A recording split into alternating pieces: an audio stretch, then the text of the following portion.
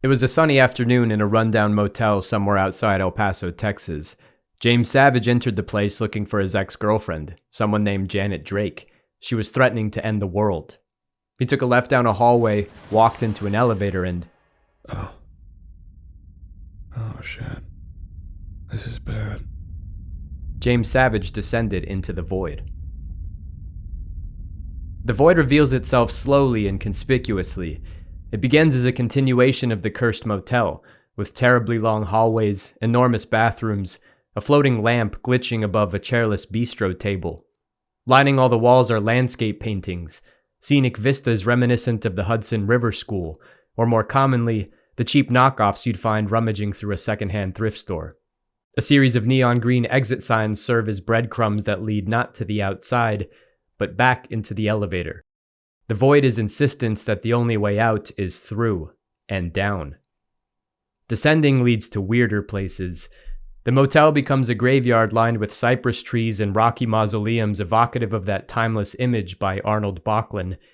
Then it morphs into a castle with vaulted arches and checkered vaporwave tiles, and a room with a sword fit for a king. The castle becomes a wealthy manor stuffed with artifacts and stray pianos. Then the manor becomes an Egyptian labyrinth riddled with sarcophagi. Finally, an abattoir, a slaughterhouse, traced with conveyor belts and dismembered corpses, and a tunnel made of viscera. James Savage addresses the void as you would a coworker or a distant friend.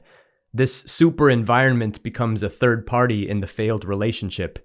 It spawns zombies and sets traps and shapeshifts, and through James' commentary, we feel its sentience. Sometimes it is frustrated, other times it seems at peace. Mostly it stays determined to test our Dantesque protagonist, the hopeless romantic. The void, as a video game object, is an ensemble of recycled art assets, but not in the way you might think. There was perhaps a world in which Strange Scaffold resorted to random procedural generation to produce all 50 of its levels, a popular technique that lends itself to taglines and marketing materials. Instead, they stuck to the tried-and-true tradition and designed everything by hand. And this results in countless clever reuses of materials. In the context of a medieval dungeon, heavy shackles hanging from the wall suggests the lordship tortured his prisoners. But when those same handcuffs appear hidden in one of the motel bedrooms, now the environment is insinuating something. Simple objects like this are recontextualized repeatedly across the floors, building the dreamy and surreal atmosphere. The furniture is normal until it's on the roof. The roof is normal until it's gone. And without a roof, you'll find yourself diverting from your killing spree to just stop and enjoy the view. The void is a shifting and distorted yellow galaxy, a low-poly Milky Way. This pixelated quality, which is heightened by close-ups of James Savage's monologues bereft of facial animations, is one of many explicit nods to the game's early 2000s influences. The void is lo-fi art in high definition. Its graphical style is not a fault. It defines the game's personality and charm. El Paso Elsewhere would be worse if it looked better. Through vignettes and voiceover flashbacks, we piece together that all these places belong to the lover's memories.